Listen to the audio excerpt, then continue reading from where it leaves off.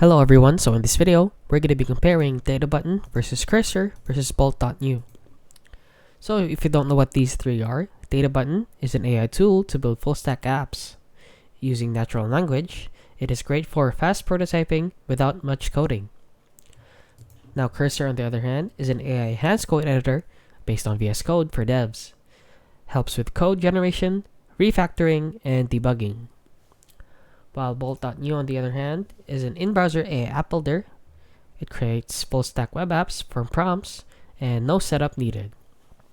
So let's go over their pros and cons, starting with Databutton here. So the pros of Databutton is that it is easy for non-coders, it is fast, full-stack builds, and it is basically easier for everyone.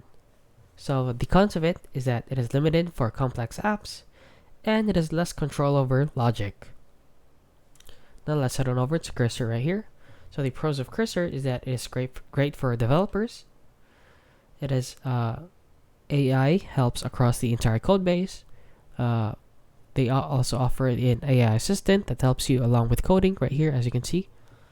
And the cons of it is that it needs coding knowledge, and it is not for non-tech users. So basically, if you don't have any idea how to use this, it won't be very useful for you.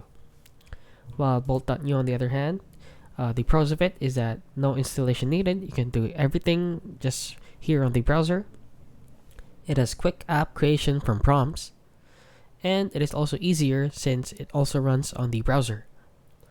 And the cons of it is that it is not ideal for large or complex apps, and it is still early in development.